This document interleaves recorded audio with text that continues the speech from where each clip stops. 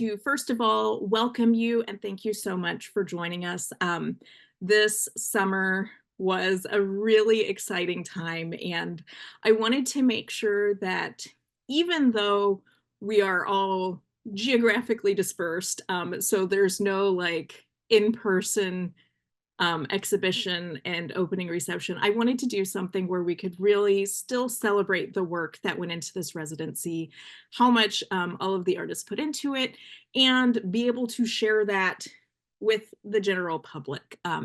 The the dispersedness, the virtualness. I wanted that to continue to be an advantage rather than a hindrance. So for those of you who don't know, this is Intersections is the exhibition, the virtual exhibition for the result of the virtual residency that we did as part of Creative Nexus this past summer. So it was our very first one. Creative Nexus is the idea of it is interdisciplinary collaboration. Like that is the whole impetus behind the creation of this community, to be able to foster support and new ideas and new ways of looking at things across disciplines amongst any kind of creative. So anyone who participates in a creative process is welcome, and will have something really valuable to contribute and to get out of it. So the point of this residency was really kind of forcing, but in a good way, the interdisciplinary collaboration, where we took our 5 artists and paired them up with people with another artist that was from a completely different discipline. So the idea was to have all the freedom in the world. There were no requirements of what your focus was. There was no theme. There was no requirement of how you're going to do this. You didn't have to turn out with one shared piece or something that truly goes together. You could, or it could be something where you were exploring independently and sharing your creative process between each other. So you could be inspired by, the way a visual artist works, or the way a dance artist works, or the way a composer works, because they are very different processes, but we can find inspiration throughout them. So that was the idea. What we did, we came together.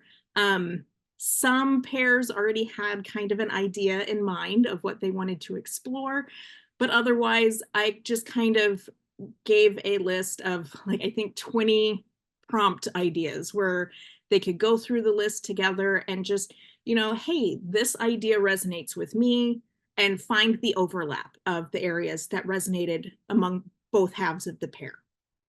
So that is what we're here for. Not everybody ended up with a finished work. That was not the goal at all. This was not you need to have a completed body of work or a finished work, anything like that at the end. The goal was move at your own pace, do what feels good so that you are pushing those boundaries, but in a safe way, so that you are continuing to grow, but it feels good and you're going to want to come back and do it again, and not, wow, I pushed those boundaries and that was horrible. I, tore my hamstring. I'm never doing it again. So that was the idea. So for some of us, we have a completed work. For some of us, it was an exploration, a collection of studies. So all sorts of different end points that we came to. So again, the purpose of this is to share our process, share what we learned, what we experienced, and just kind of talk through it, and open it up to all of you, so that if you have questions, you can get those answers and kind of figure out what is going on in our very interesting brains. So I will encourage you all. We will have a Q&A after all of the artist talks are done. As you're listening to them, feel free to put your question in the chat, because if you're like me, you will forget what your question was by the time we get to the end. If I don't do it in the moment, it's done. So just, you can toss it into the chat and we'll address those when we get to the Q&A time. And I think that was all I had to say. So We're going to start off with our first pair. And what we'll do is we'll have each artist kind of give their talk individually, but you'll be able to see how they go together. So our first pair was Daniel and Devin. So that was visual art. I know what I'm talking about. Trust me, I'm very professional. And music composition. So we will turn it over first to Daniel to kind of talk through it, and we will continue on from there. Okay, I'm done. Okay, I'm up, I guess. So my part of the collaboration. So I decided for this I words. So I decided to try to wrap this collaboration into an existing project that has actually been on my radar for several years. When I moved to Iowa, a nationally recognized cellist who I had met many years ago while I was in my master's reached out to me and said, "Hey, you're in Iowa now. I'm in Iowa.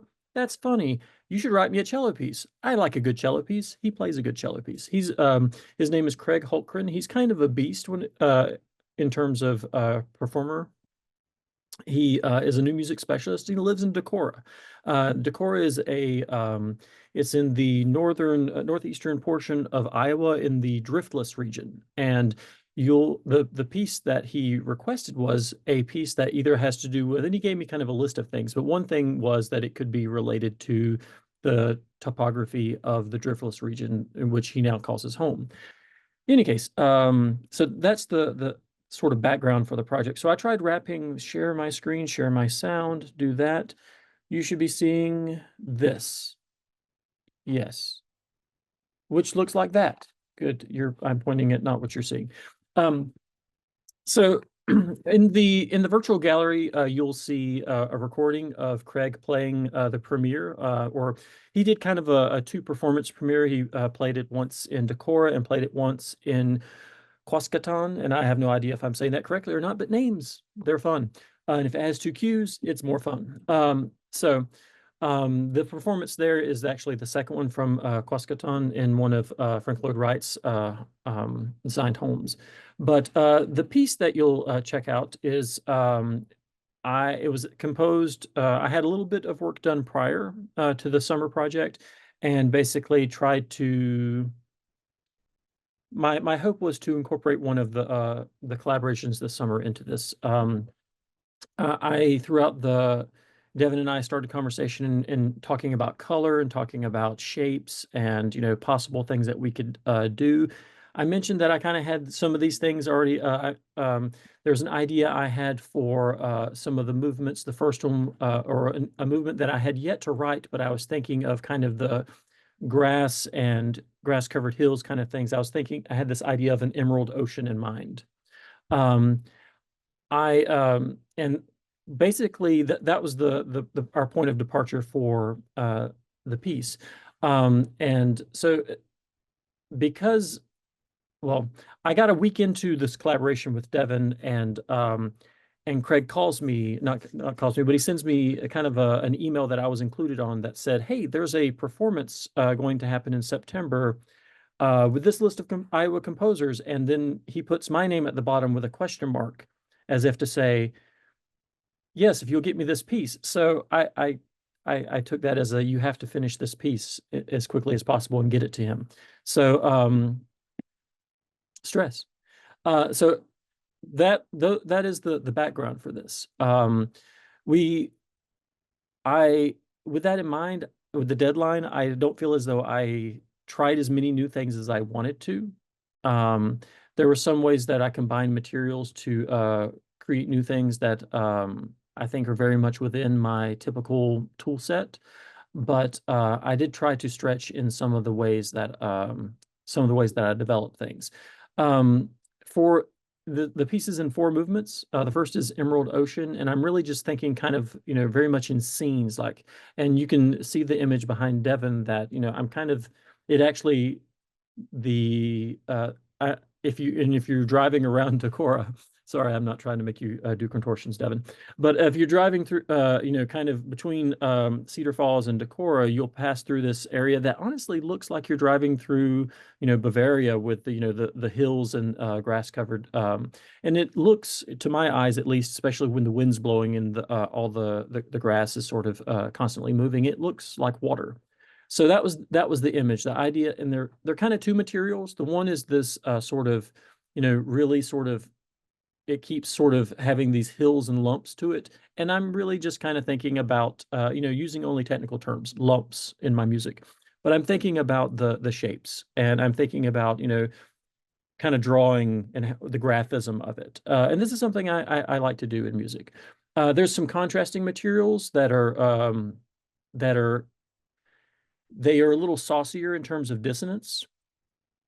And they have these double stops, so they have some notes that are played at the same time. And really, this whole movement is kind of an oscillation of those two materials. This sort of material that is a little more sweeping, and then the stuff that is a little more pointed and more rhythmic.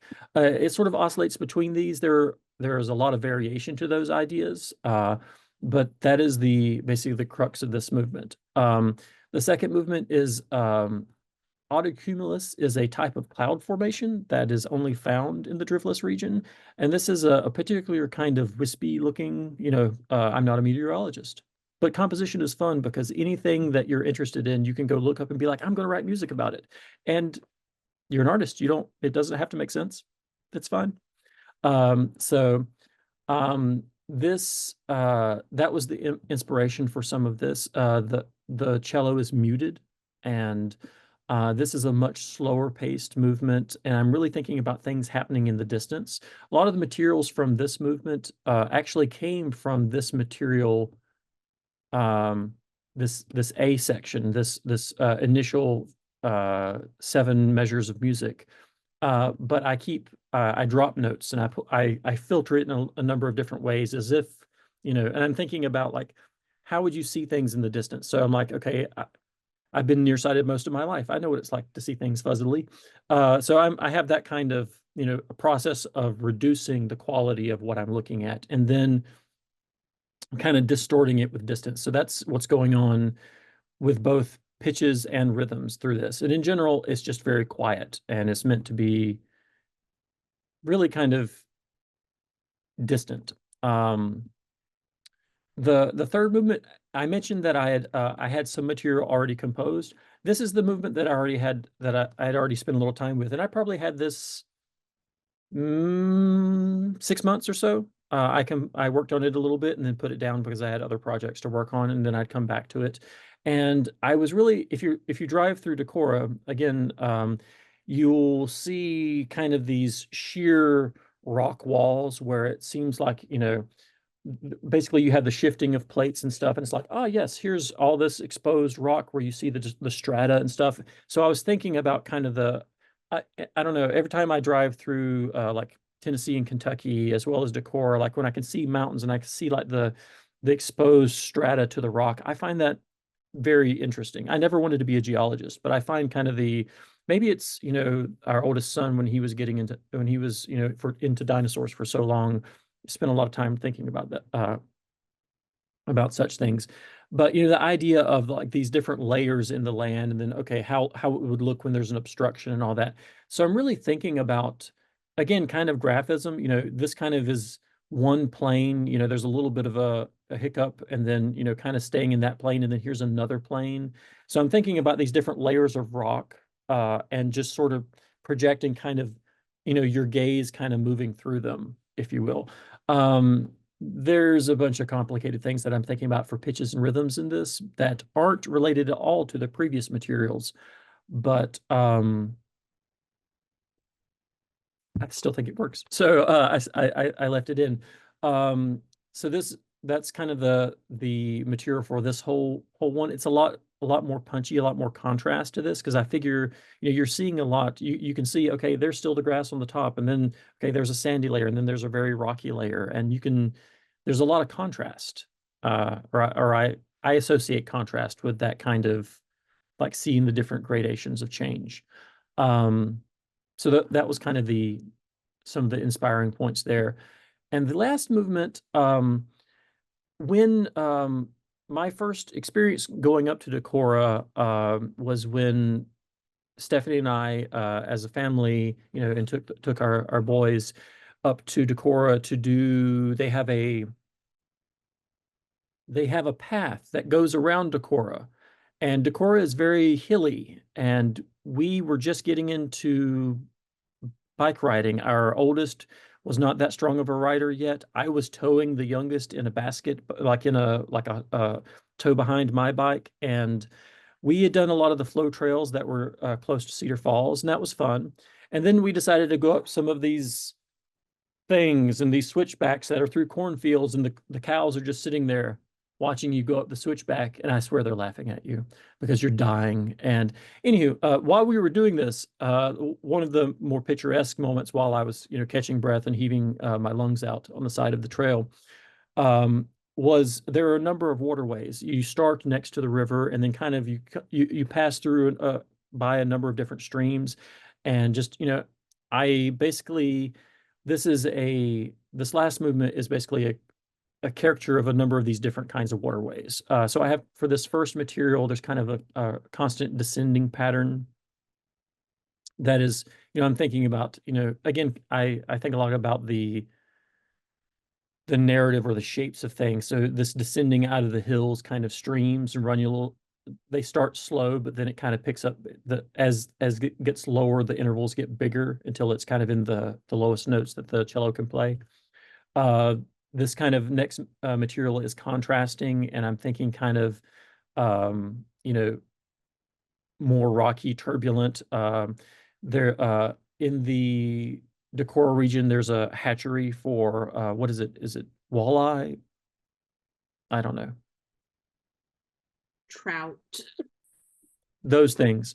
The fish here are completely different than what I grew up with, so I have no idea what's going on. I don't know that I ever will because it's that different. But yeah, so I'm thinking about some of the around where the hatchery was. I remember there was a lot of kind of rapidy, like a rockier stream bed, so you get a lot more turbulent water, and that's kind of some of the imagery that I had in mind. This has a lot more, well, angst about it. And then I come back to that stream trickling material, albeit more briefly. I have another contrasting section that I'm really thinking about more kind of muddy and murky. This is the only section in the piece that is prolonged where I'm doing multiple notes at a time. I sort of saved this for the end. As a non-string player, asking the string player to do multiple notes at a time stresses me out. So I spend a lot of time thinking about it. So I was like, yes, I want to do this at some point in the piece, but I don't know when. And so it was pretty much the end of the piece by the time I said, fine, I guess I have to do it. If I'm going to do it, it's going to be here. And this, I'm kind of thinking just, murkier goings on. And then I end with that stream trickling down and kind of just let it ease out from there. So this is the piece. I think my time is probably up. I could play you some of the snippets so you can hear kind of some of the shapes that I was thinking. I meant to do that as I was talking, but I realized that I just didn't shut up. So, yeah. Is How about there, you play a couple? okay. But you are at about 15 minutes. Did I Um, really do that? I apologize. yes, it's okay. Here's some of that beginning, the grassy hills, kind of.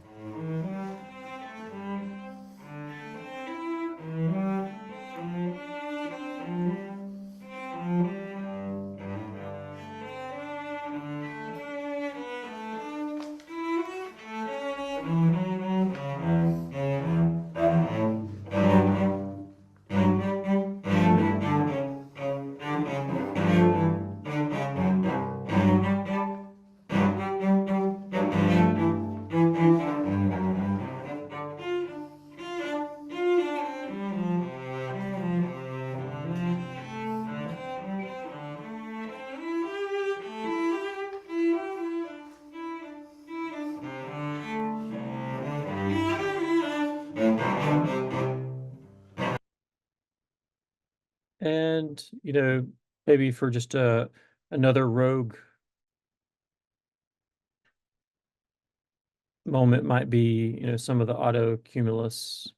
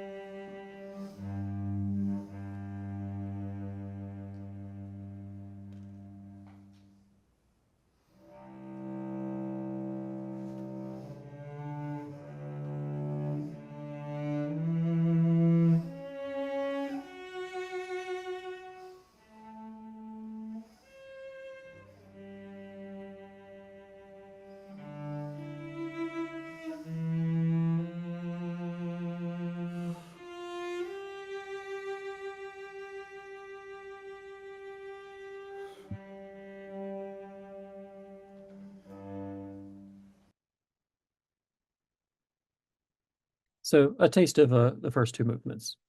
Yeah, seems like a good place to stop.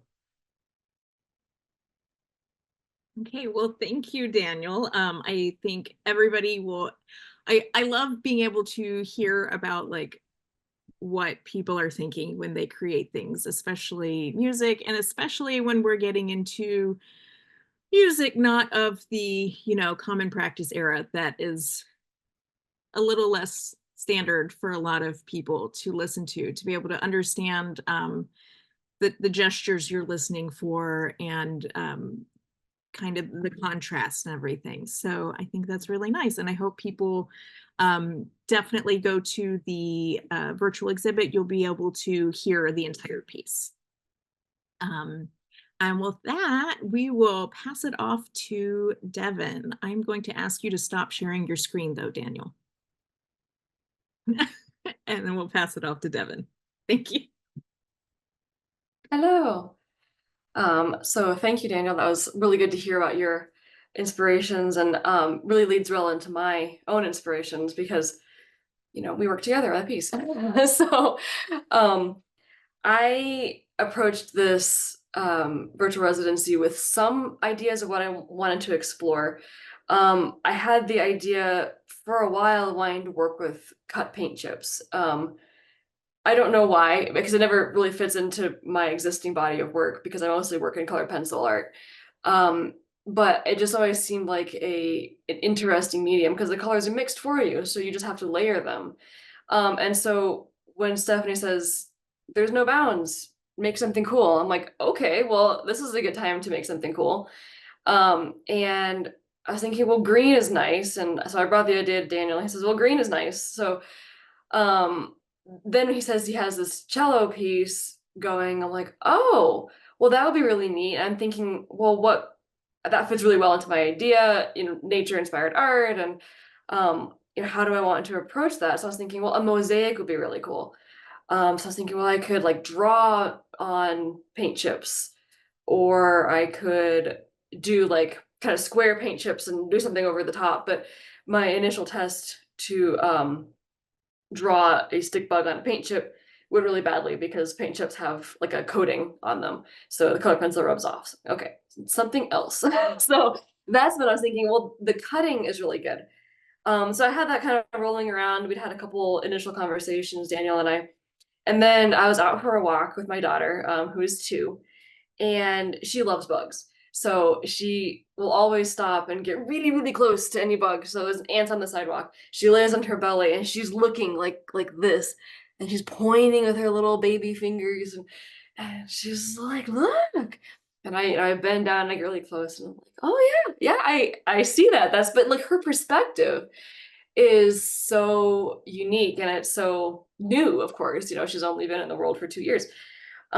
So I knew watching her lay on her belly on the sidewalk in the summer that like that's classic childhood, right? Is like those moments of your inner child or your memories or whatever of laying in the grass on your belly and looking at something that someone else might not see, even if it's right there in front of them. So I started bringing these ideas together, and I thought, the paint chips, if I cut them into the grass, it'd be like the perspective of looking through the grass. I'm like, this is the moment I want to create. I also wanted to play with perspective, and this was something that Daniel had already started bringing into his musical composition of changing your perspective throughout the piece. And so I wanted to create a similar viewpoint through the visual art. So behind me is the finished piece, and you can see a lot of the aspects that Daniel was talking about in his work. You can see the rolling hills, you can see sort of the slurs and the legato tones with the way these hills roll kind of right here. And then you can see the staccatos and some of those sharp moments with the grass. The way I cut all of that was specifically influenced by Daniel's existing piece, because he was a little ahead of me on creating something, which was really good because it gave me direction to create something based, together based off of what he'd already written. So I got the staccato pieces here, and you see the perspective changes as you look back. So right up here, these are almost uncut paint chips. And they represent some of those cliffs, which you don't see the rock as much, but you see the rolling hills far off in the distance and way far away from your perspective. And so I feel like that's almost what the eye sees first.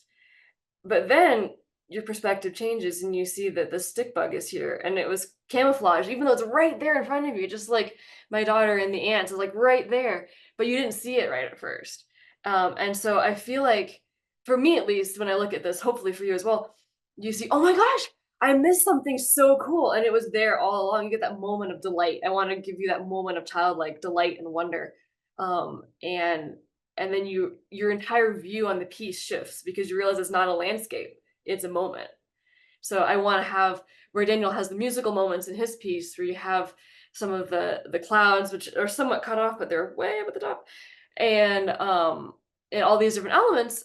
I want to mirror that as well. So the waterway that I added was not initially going to be here. I was thinking that I would do all rolling hills and grasses, but after I finished this part here, I was like, gosh, that's a whole lot of cutting and a whole lot of grass, and I also think it's going to be really boring if it's just grass. So then I went back to what Daniel had laid out for his piece. I'm like, how can I bring in some more elements? And I'm like, well, I have anything with the water that would fit. This is a perfect spot to have these hills right up here kind of come down to a valley, and these hills here are going to a valley. And so I included this little waterway. And so the way that I even cut the paint chips here in the blue-green section, I cut those with a similar kind of legato thought in my mind.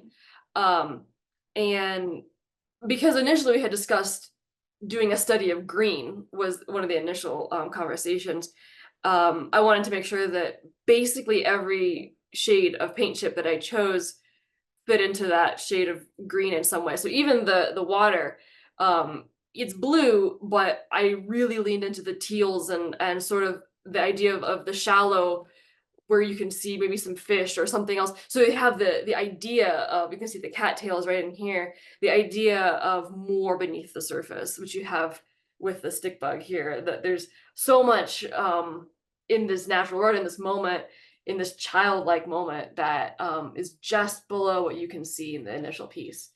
So I want to talk just a little bit about some of the technical challenges as well.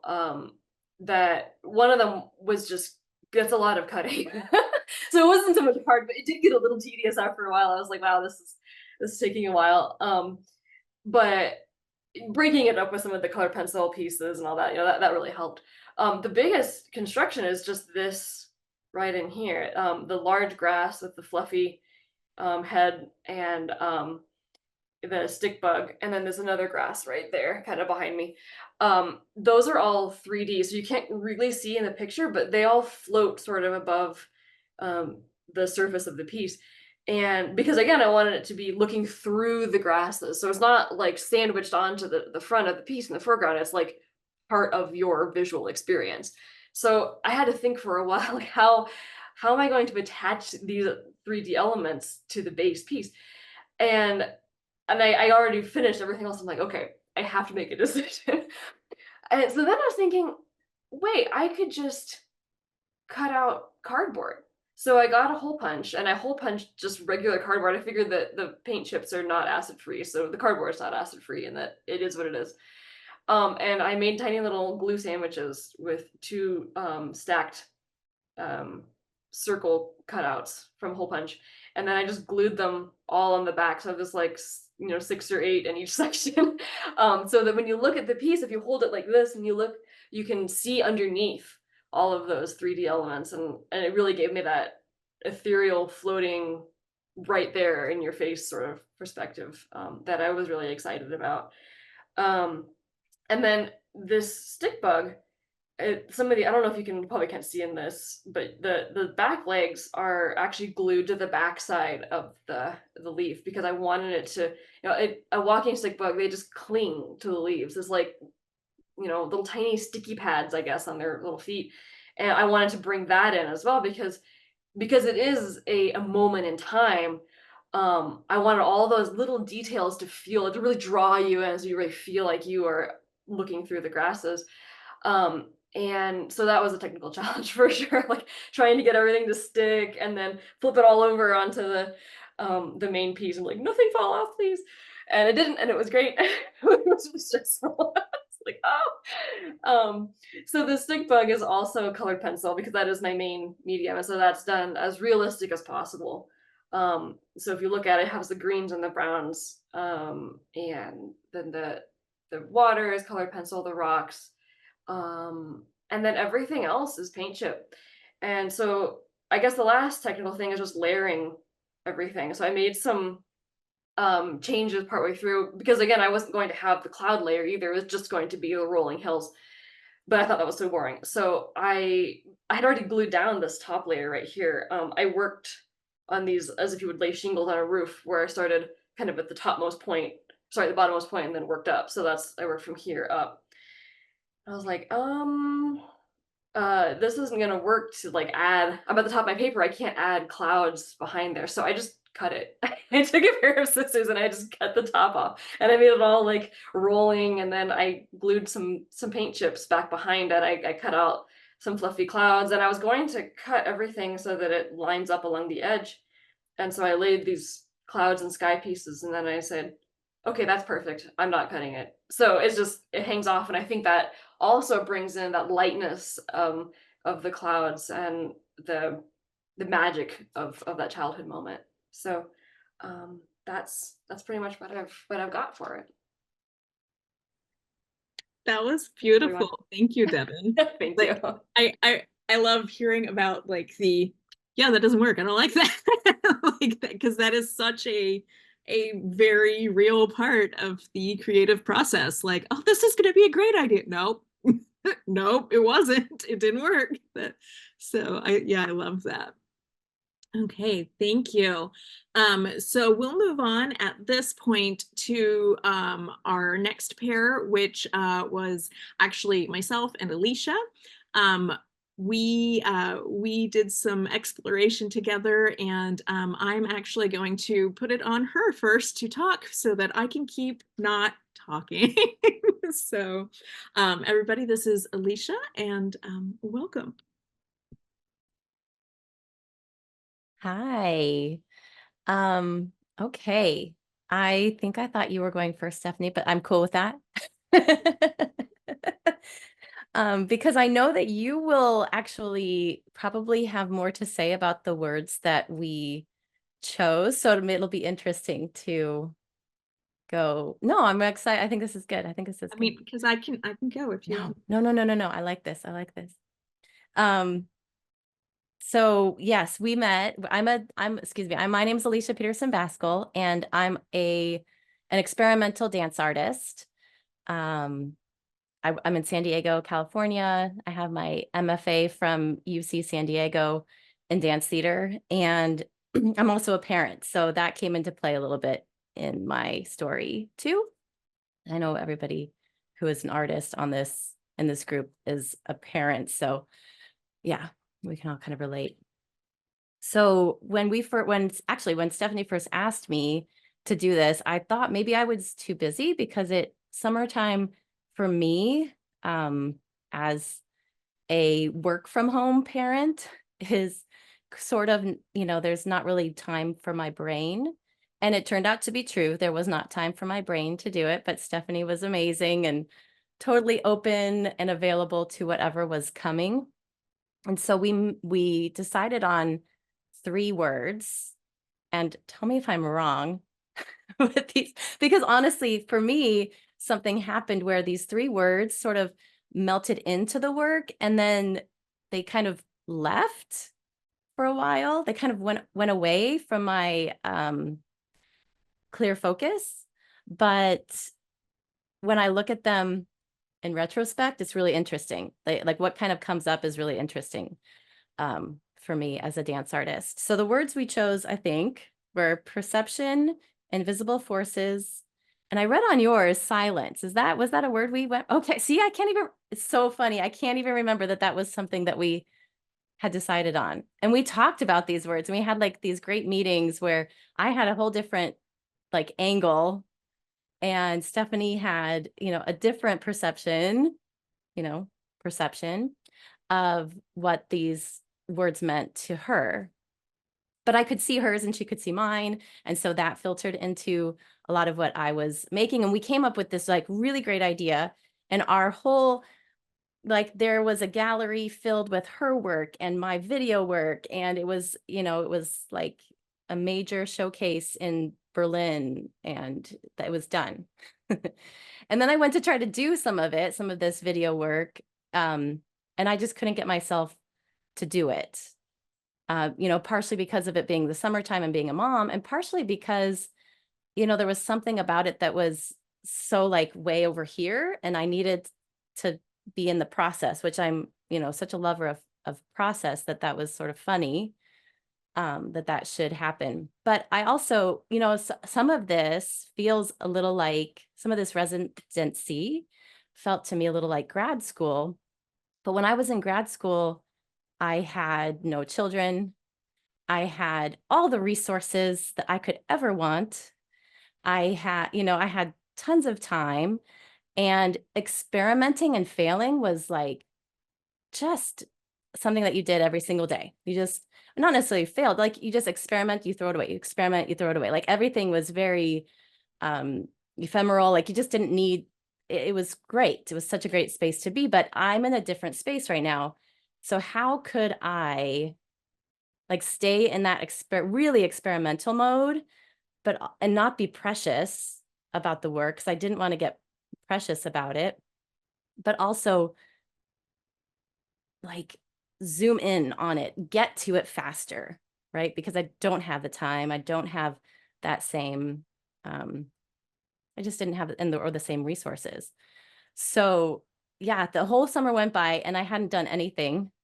And Stephanie had been working away, little by little. And I just finally realized like what I needed to do was kind of take a look at my process and take a look at what I could do as a parent to create something differently than I, as a person who doesn't have the resources of time and necessarily money to do these things.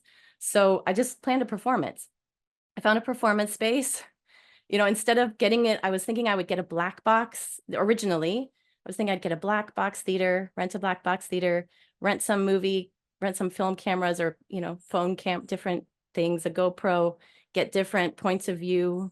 I also imagined it in like these pops of color, the way Stephanie's work is, like these colors, like 80s Lycra unitards. And the work that I ended up doing is completely different than that. And I can share some of that as I talk through the rest of this. Let's see if I can do that. So instead of that, I kind of went back to, what can I do?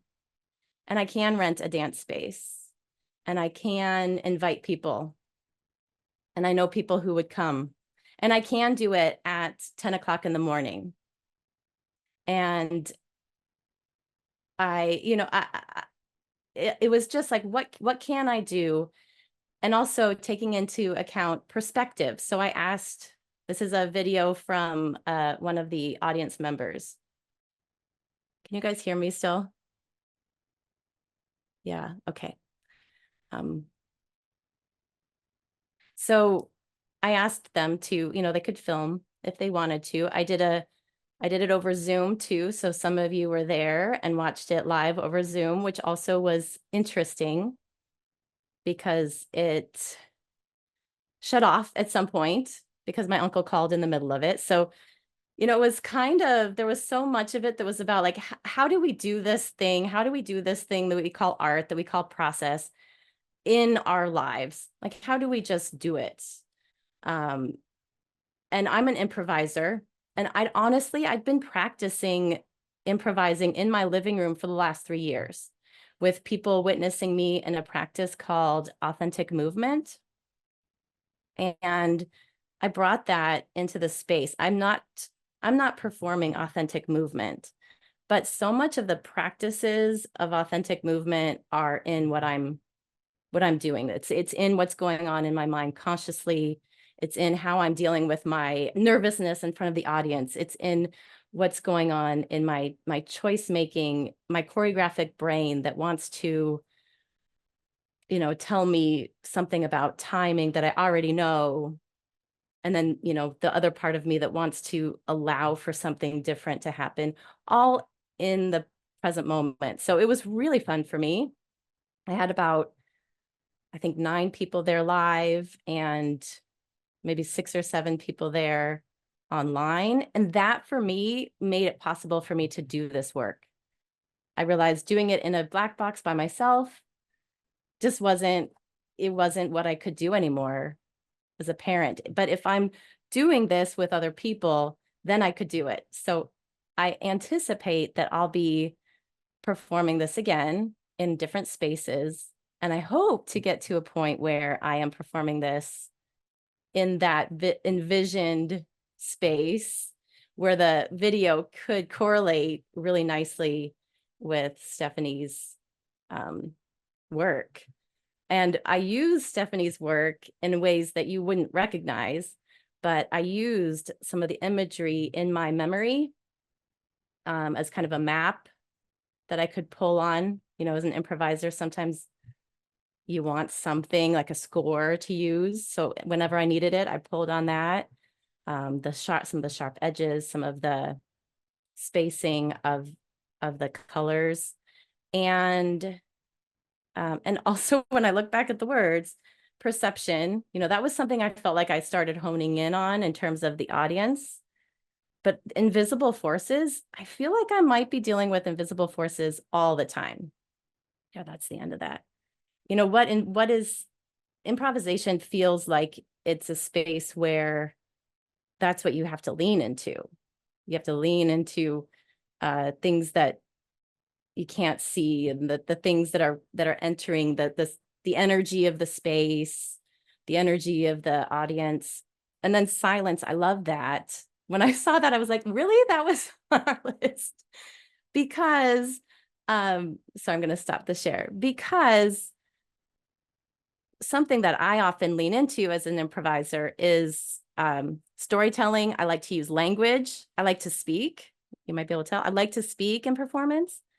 I had the option at my disposal to turn on music. I had it ready to go at any point, just little blips of music.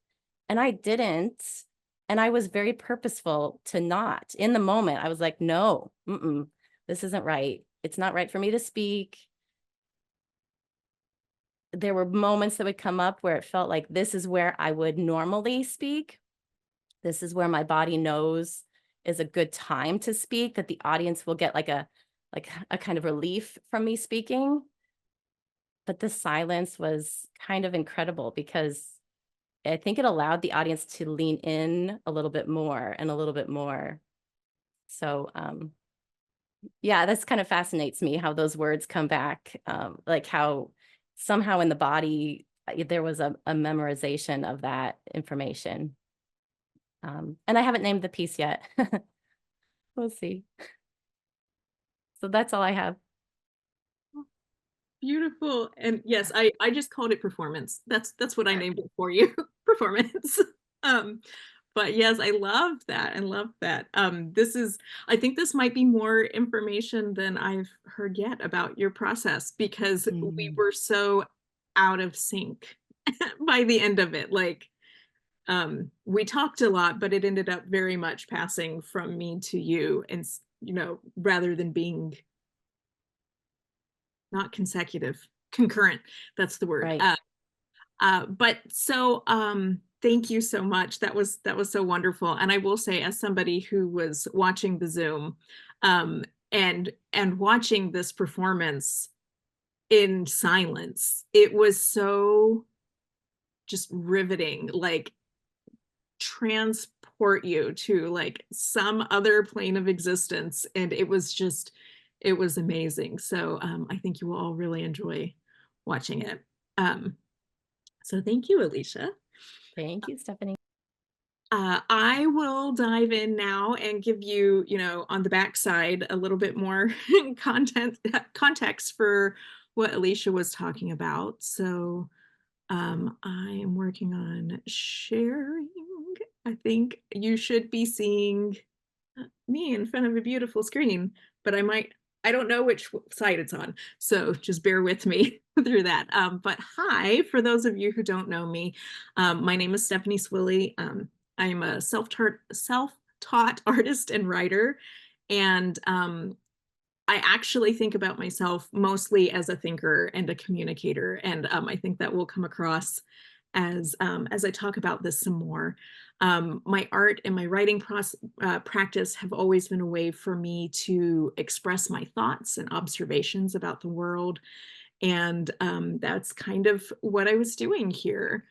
So last summer, so in the summer of 2023, I was talking with a friend about optical illusions and how our eyes perceive information as a comparison to what's around it, rather than just this is the reality. So like, for example, you can see here how like the surrounding values and hues affect how our eyes are perceiving the colors. So like here in this first example, all of the grays are actually the same exact shade, but the ones that are surrounded by white appear to be lighter, and the ones surrounded by the black appear to be darker. And then here on this one, these three marked orange pieces, again, all look different shades, but they're exactly the same color. The same thing goes with, A and B here and A and B here, exactly the same color, but our eyes are going to challenge that on us. And then on this last one, which I think is maybe one of the coolest to me, is that it looks like you have a yellow dog and a blue dog, but the dogs, again, exactly the same color. So the fact that we can't trust what our brains are telling us that we're seeing, because it's processing that information that our eyes are giving, we're not just seeing absolute truth, we are seeing a perception of reality. And I found that very fascinating. So I loved the metaphor that there was between those color illusions and how we know others based off of our lived experiences. And how, again, it's always going to be our perception of reality based off of those filters. But the idea of actually creating a body of work around that idea sounded really terrifyingly difficult. So I just kept backburnering it like indefinitely. I was very scared of it. So then this past summer, when I paired up with Alicia for the virtual residency, and then we both found ourselves really drawn to those ideas of perception, invisible forces, and silence, that kind of felt like, hey, these all tie in exactly with this idea. And, maybe that was the universe's way of saying it's time. So I decided to use that residency as a reason to do the very scary thing. And I just went for it. So I knew that I wanted the viewer to be able to experience multiple perspectives. That was one of my biggest priorities. And I thought that layering colors and how like some colors cancel others out would be a really interesting way to do that. So I tried layering like colored transparencies, but I didn't love how difficult that was going to be to like change perspective. So I moved on to different colored lights. And then I learned that this is a pretty considerable hole in my knowledge base because I was struggling to even figure out how to Google it because I didn't even know what things were called. So it was a serious learning process. Now, had I known that what I was going for was called light reactive art, my life would have been a lot easier. I know that now, and I didn't know that then. So there was a lot of Googling, like making colors disappear under different colored light and things like that. And I never got to what I was really going for. Like I would get close enough to kind of, you know, inch me along my path, but was not getting to the answers that I needed. Like now I know that there are actually complete tutorials for light reactive art, and they're very easy to find if you know what they're called. So, you know, hindsight. But I also started off with using the standard color primaries and secondary. So, you know, red, yellow, blue, orange, green, purple. And that ended up very frustrating because light doesn't function the same as color pigments.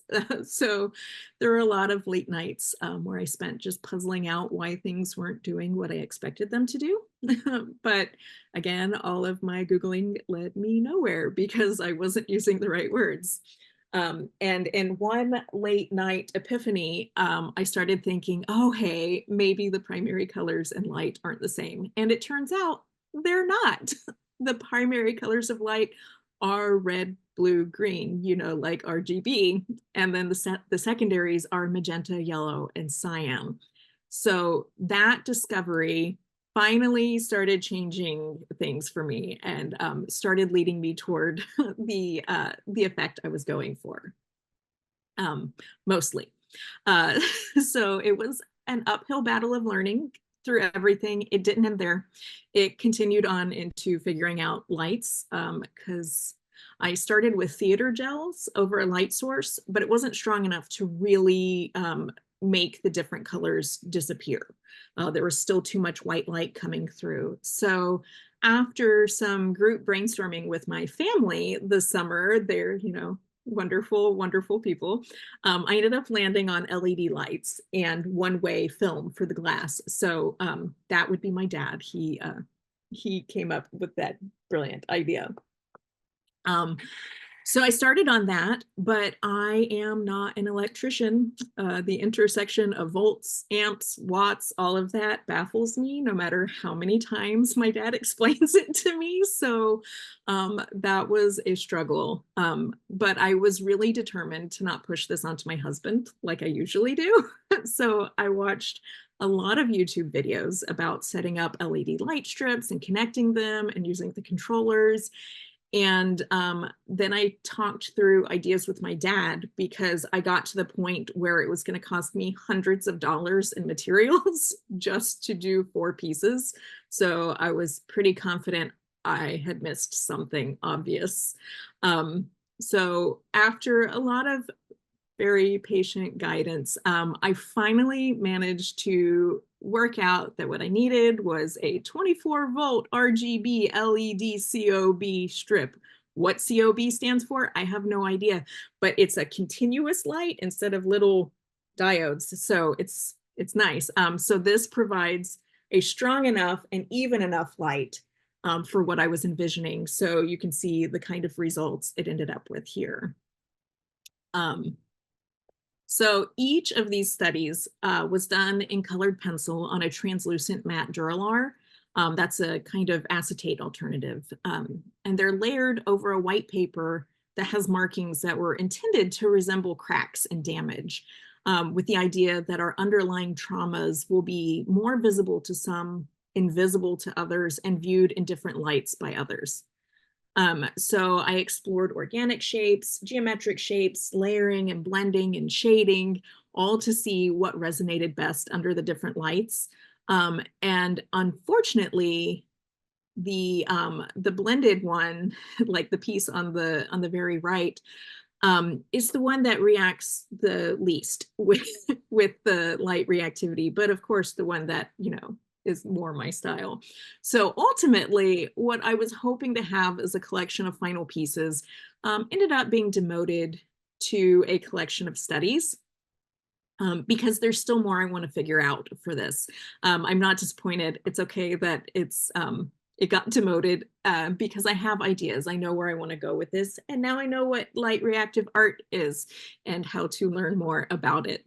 But I'm really excited to continue building this out because I know Alicia and I both got some really big ideas very quickly.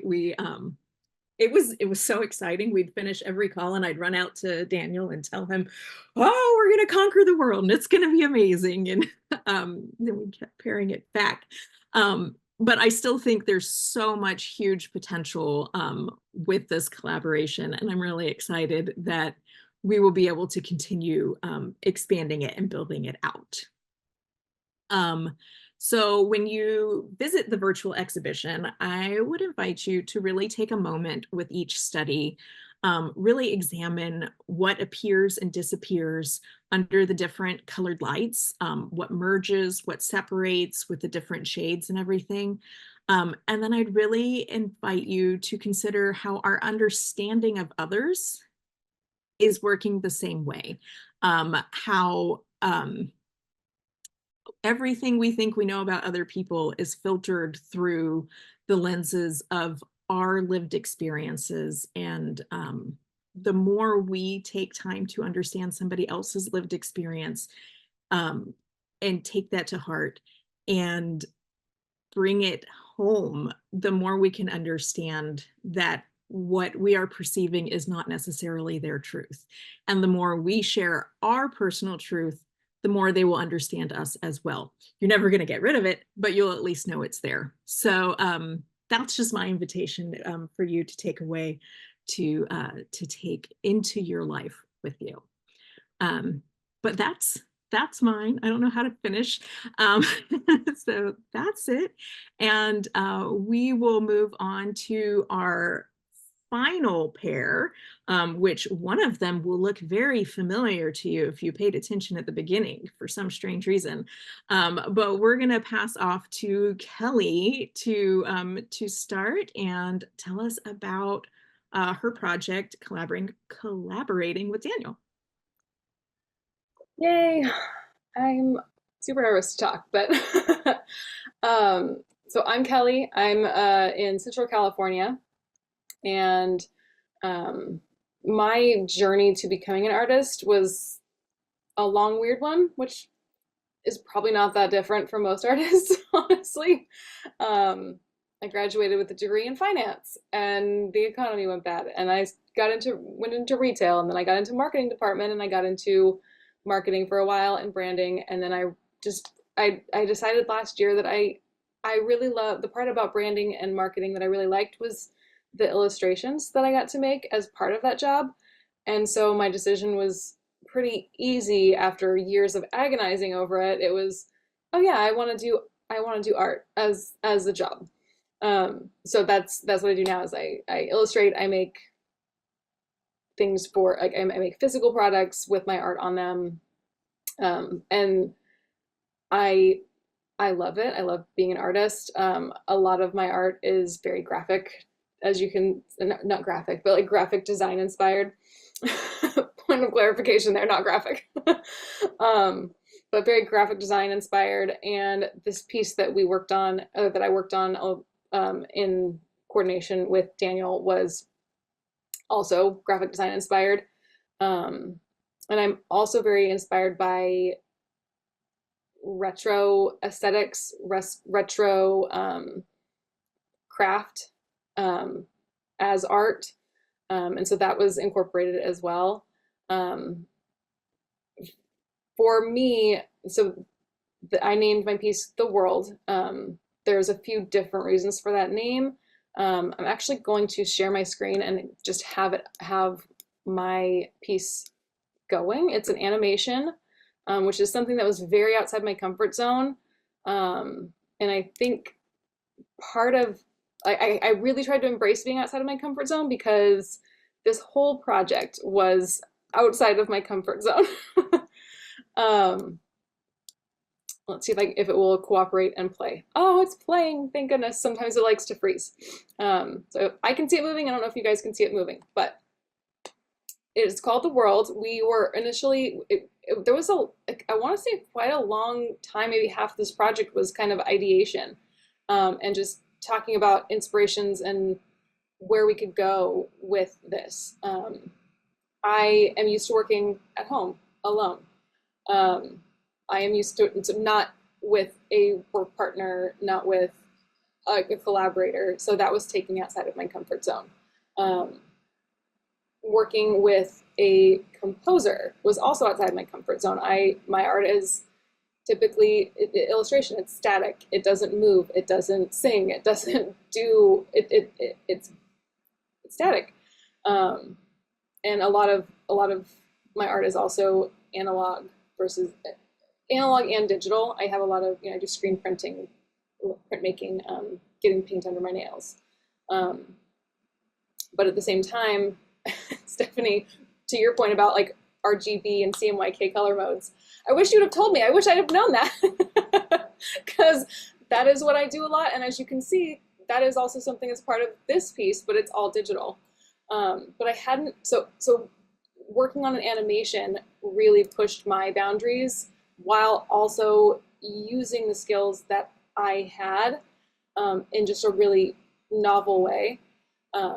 So our initial prompt that we picked to use was chaos and order. And from that, we kind of tossed around ideas. Daniel had brought up magic squares, which is, where you have almost like Sudoku. If you think of Sudoku, it's similar to that. You have the numbers in the horizontal rows that all add up to the same number. The numbers in the vertical rows, they add up to the same number as well.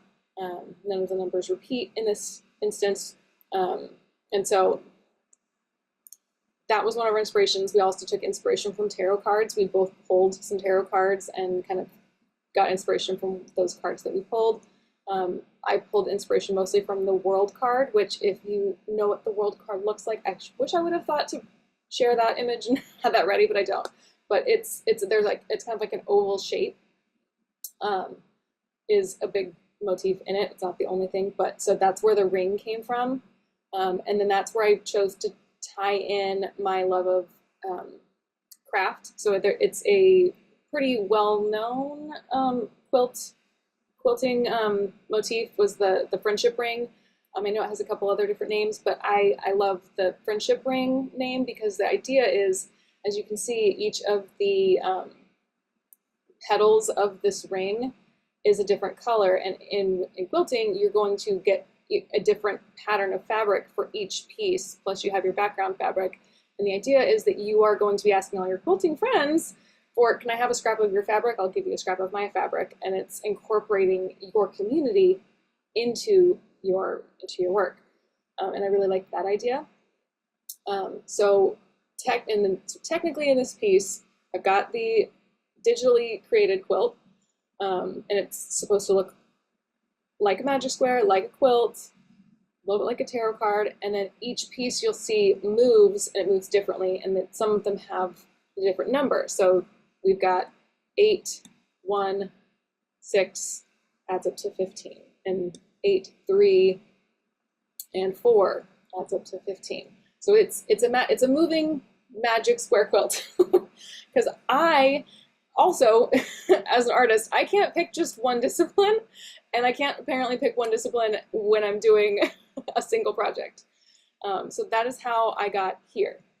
I had also planned to do a little bit more with this. I wanted to make it a little bit longer, make the edits a little bit smoother. There are some spots where you can see where the animation kind of resets instead of smoothly going back and forth as intended.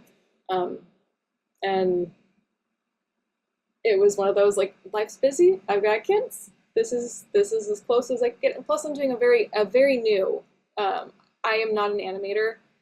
This was definitely a stretch piece for me, but I'm really proud of how it looks, and I hope you guys enjoyed it. That was a little chaotic, but so is this.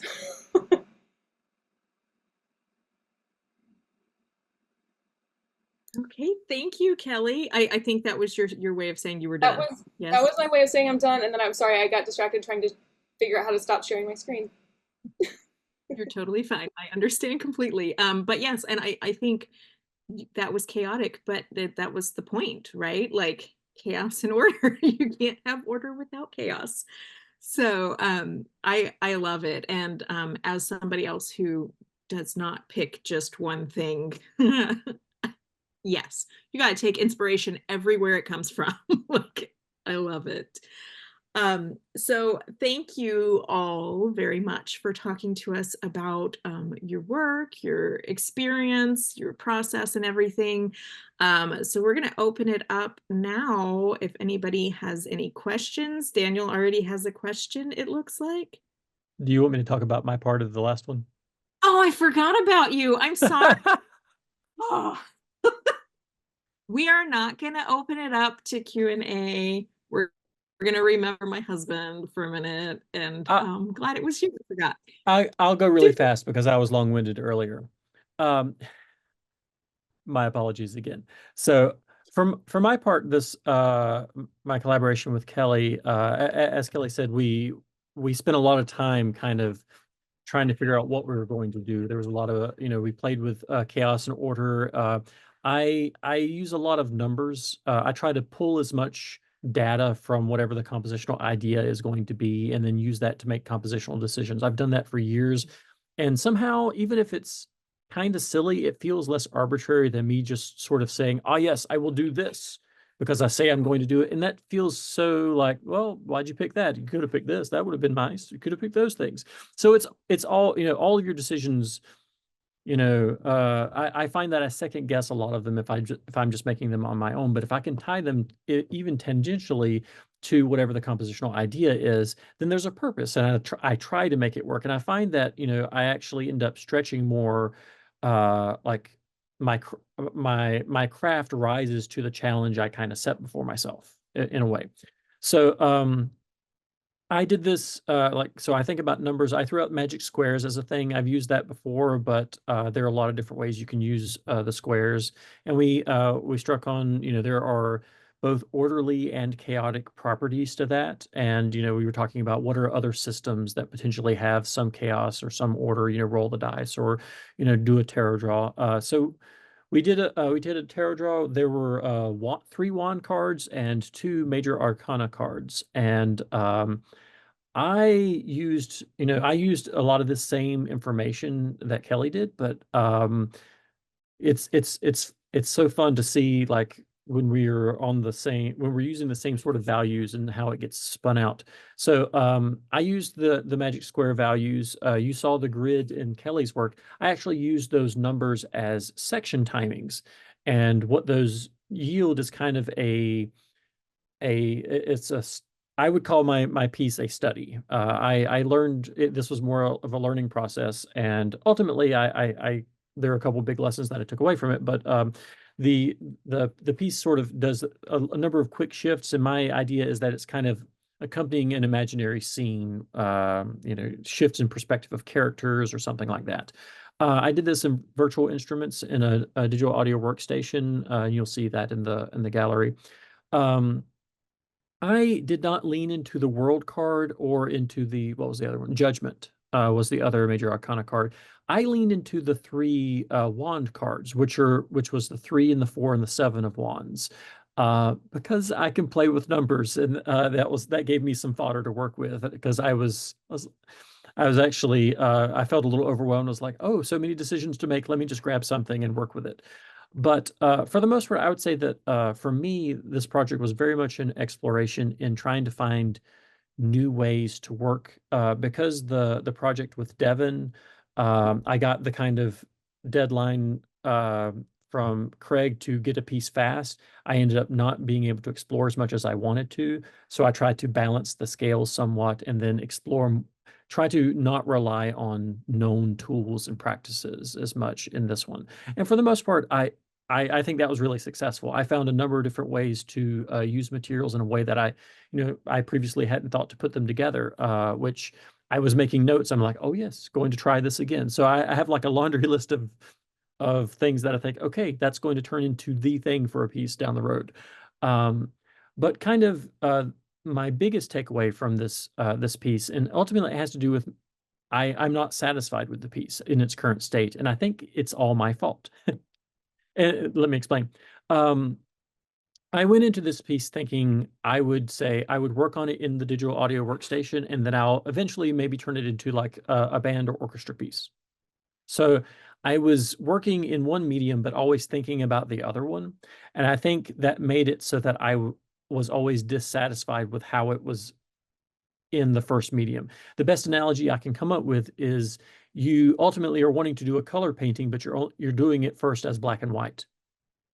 So and I have this problem in other areas of my work. A lot of composers will compose large ensemble music in a reduced score first, like a piano, like two pianos or something like that, and then they'll explode it out to the full orchestra or wind ensemble or something like that. I don't do that. I've always had a hard time with that. When I compose for orchestra, I compose for the whole.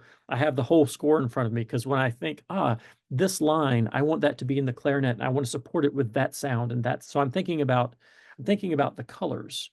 So what is all of this is to say is I psyched myself out by I should have been focusing on the piece that I was composing in the digital audio workstation and making it awesome there. And it needs to be awesome in its own right there. And then what it turns into when I take it to a different medium needs to be a different piece. I've run into there are similar things. I do electronic music, and you do surround sound pieces, so like a 5.1 or an 8-channel piece.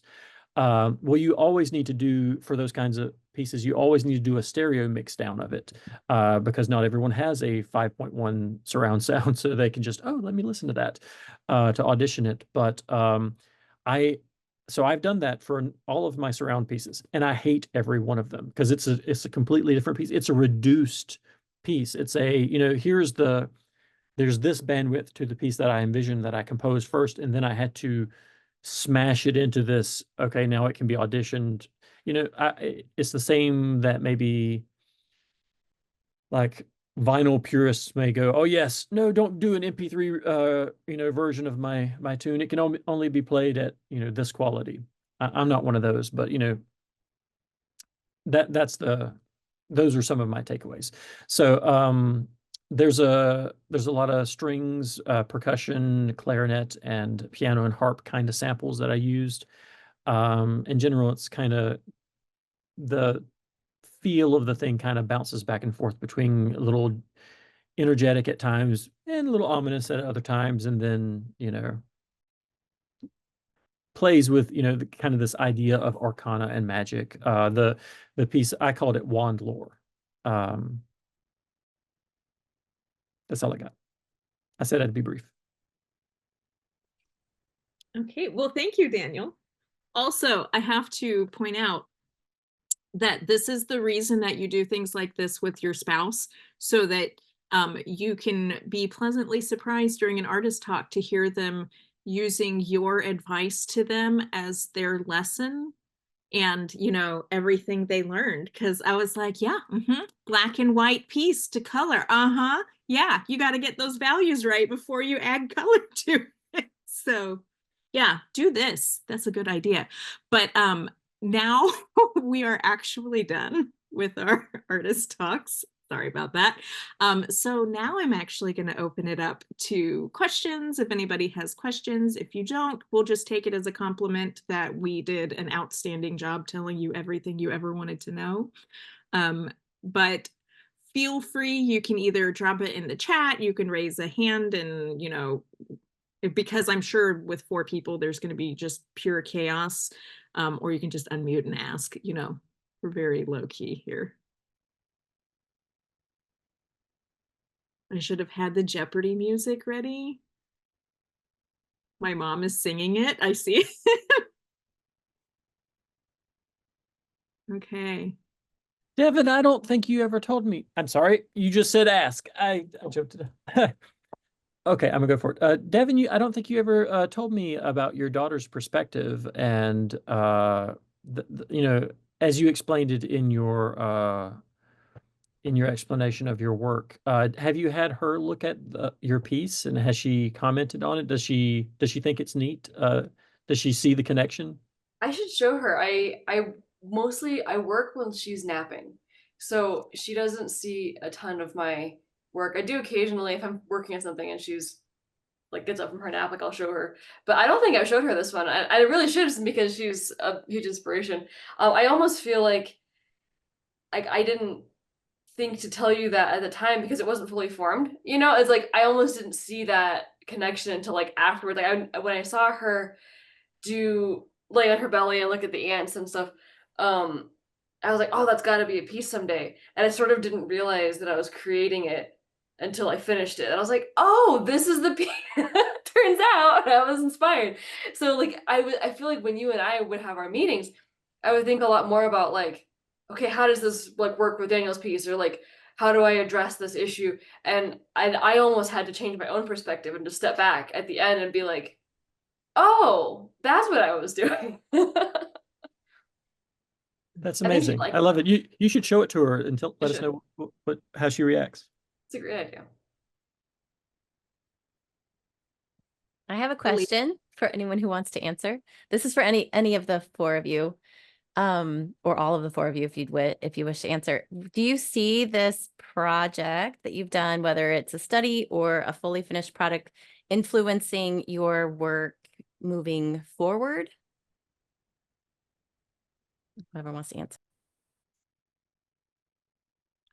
I'll say I think the biggest influence for me would be the incentive to do the scary thing.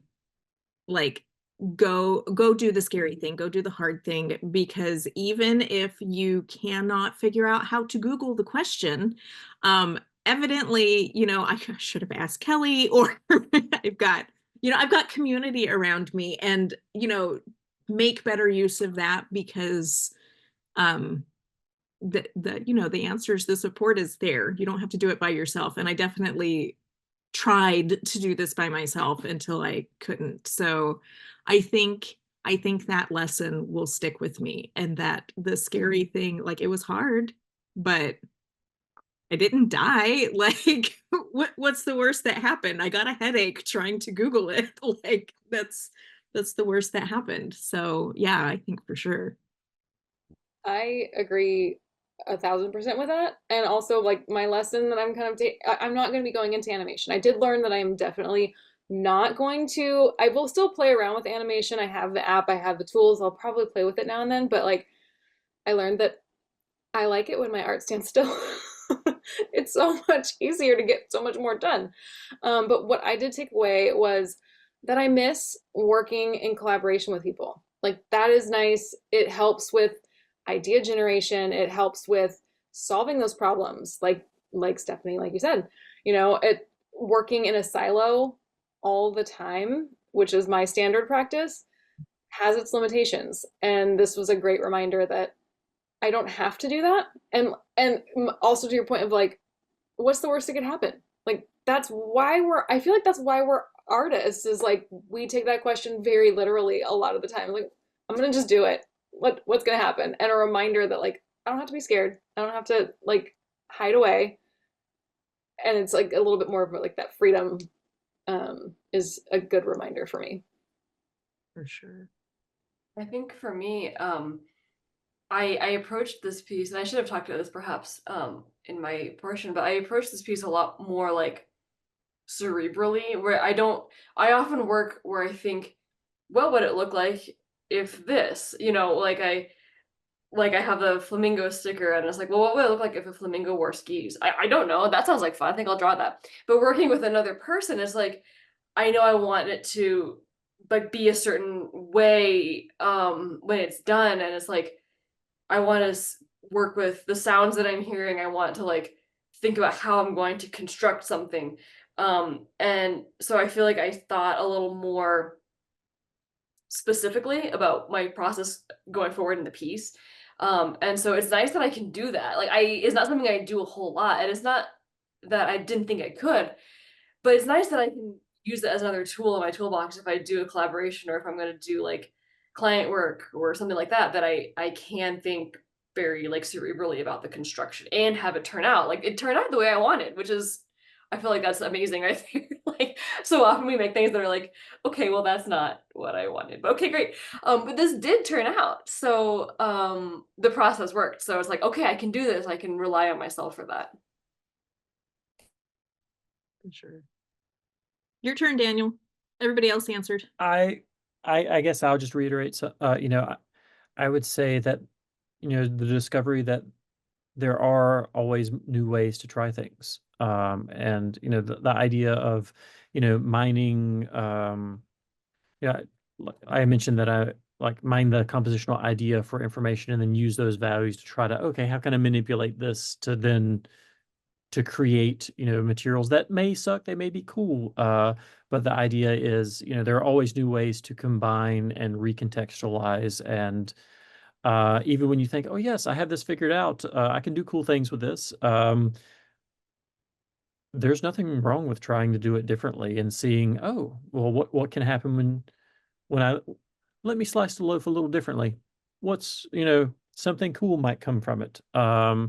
And even if not, then at least you've experienced, you know, some variety in how you've been doing things, which isn't a bad thing. For sure. Okay. Any other questions, comments? No snide remarks will be accepted because we were all nervous. So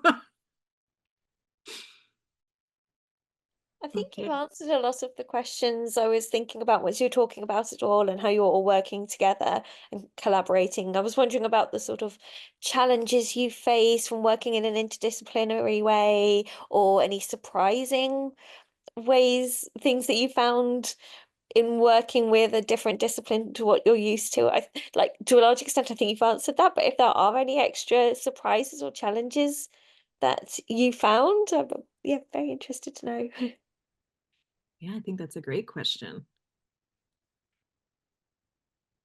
I'll say, when I when I was pairing people up, because that got to be my job, I made the decision to pair myself with Alicia so that it was about as non-standard a pairing as you could come up with. You know, like, okay, well, we're gonna go with like completely static, non-time-based medium with dance and improvisational dance at that. So I will say from my experience, I felt very outside of my wheelhouse, like trying to understand how to collaborate with Alicia. I was like, I don't know what to do.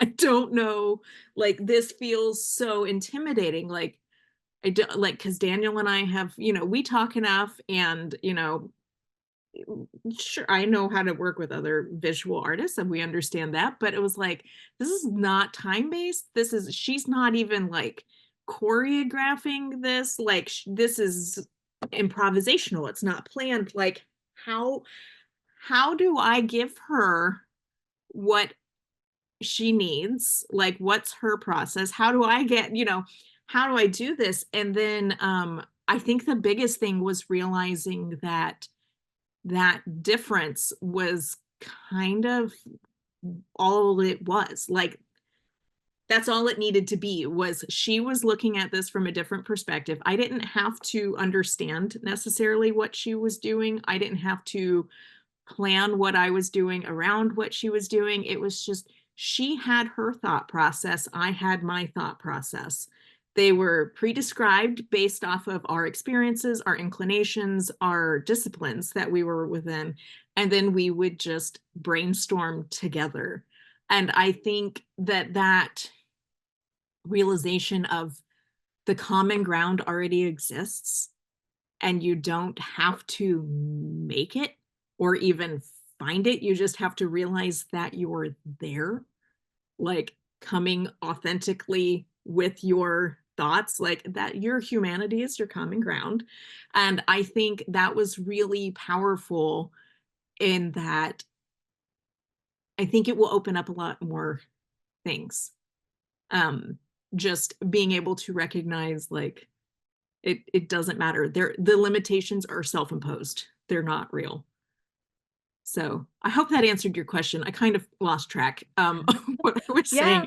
saying. I feel like can I piggyback on that a little bit? Because I like this similar, you know, because we did, I think when we first said we were working together and we chose some words and then we were like, so what, we asked this question and I think maybe it doesn't need to be asked, right? It needs to be found. And that the question was like, are we going to make a piece that is like shared together? Are we going to make two separate, you know, we asked that question. How is this going to look in terms of how the collaboration happens? And I think we actually said like, yeah, we want it to be directly in relationship. And then it turned out that it didn't need to be. It's like exactly like that question doesn't even need to be asked at the beginning of a collaboration. If you're willing to really experiment, and like even the way that we interpreted the words like was very different, but really always interesting to share. And so something that I come away with is that like I'm still very interested in our work living side by side, without having to have an explanation as to why it lives side by side. Like I still can picture the room with like video of different angles or different performances of this performance side by side with your work. And like, that's all it needs. Like it's living side by side. Therefore it does live side by side. Boom. Right. Yeah. I will say as being somebody who, again, like thinking, communicating, like I'm that weird artist who is a lot more happy telling you what my work is about than how I did it, because 9 times out of 10 I can't remember what I did. But I think that reminder to step back and let it just exist on its own and let people take what they need from it, and just it's there for you to interpret as you will and take what you need from it. I think for me, like kind of coming with those with both of you on your thoughts is like allowing my piece to flex. It doesn't have to be a certain thing. And like allowing myself to be influenced by what Daniel was writing. And I do have a musical background, so like I can read the sheet music, I understand what I'm looking at with the markings. And so even just like visually implementing those into my piece, but you know, it flexed so much from at the beginning thinking about like a real mosaic with just squares side by side and doing something on top. I feel like the final piece is still in the vein that both of us discussed, but it changed over time. And I think that that's kind of an artist mindset of allowing that, embracing that change, that evolution through the course of creating something. And I think that, you know, Stephanie, Alicia, you guys did a lot of that as well. So, and I think Kelly, you did as well with your, I love your piece, by the way. I just love the way it all comes together. But yeah, I mean, flexing, I think that's true for a lot of us. Mm-hmm. Another thing I experienced that I was surprised about experiencing was like a vulnerability that I haven't been used to experiencing with my art recently. Like I do different things, but I always feel comfortable picking up a new artistic hobby. I can try crochet. What's the worst that's going to happen? And it still wasn't like a fear necessarily, but it was like a working with someone who does music. I am not a music person. I took 1 year of piano when I was a long time ago. And and so being in conversations and going, okay, I don't get it. I don't get it. This is very outside of my understanding, and having to be vulnerable and being, well, show me how that works. I don't understand. And having to be in that position of like, I don't understand this, was scary, but in a good way. So that was a fun takeaway. And even though like being scared isn't like a fun thing, it was in this case. Like I got to be uncomfortable in a growing way. A safe place to be scared. Yes, exactly. From my perspective, any collaboration, or at least any interdisciplinary collaboration, it's all about asking, what are the implications of this for, whatever it is you're doing. Whether you're both looking at the same idea, or if you're looking at the work the other person is doing, you can say, okay, well, how, if I were to do that with what I'm doing, like how could I do something like that?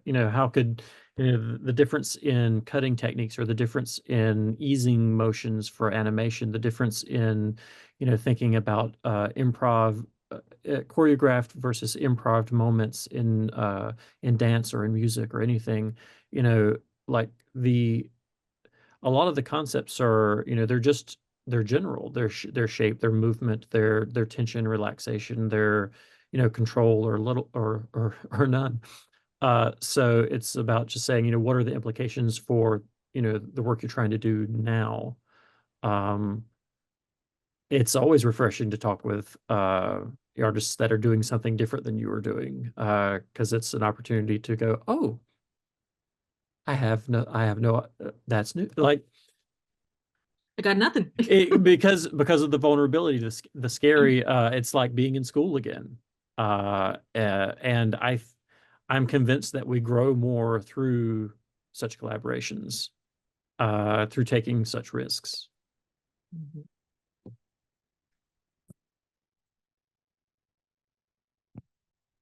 Okay, any other questions?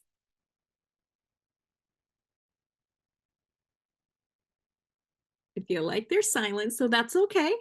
Thank you. So I'm going to wrap it up. I'm going to go ahead and drop in the chat here the website, the link to the virtual exhibition, and everybody's all of the artists' Instagram handles. So I would encourage you, if you're interested in anything anyone was doing. I know we are almost all very active on Instagram. That would be my husband, who's not particularly active, but you can follow us and engage with us there. We will also be having our next virtual residency in 2025. We're going to do it in February and March because, as it turns out, the Swilly family are the only ones that find summer to be really chill and relaxing because, we don't have the same kind of schedule that everybody else has, being, university family. So if that's something you're interested in, or if you would like to just follow along with what we're doing at Creative Nexus, definitely feel free to follow us on Instagram there as well. I'm just going to make the final plug because I love our artists. I love all of our artists, and the rich people don't adopt artists anymore. And I find that to be very depressing. So, a lot of artists have Patreons and other things like that. So if there's any artists you want to support the work they're doing in the world, definitely follow them, support them how you can, even if that just means sharing and spreading the word, because that can make a difference for all of us. So yes, thank you again so much for your time this afternoon. I appreciate all of you for taking a Saturday afternoon to talk art and collaboration with us. And it means a lot. And I want to especially thank all of our artists for participating and doing this talk. Your presence means the world to me. I love you all, and I hope you all have a beautiful rest of your day. Okay. Thanks, Thank you, Stephanie. Thank you. Everybody. Thank you. Have a wonderful day. Bye.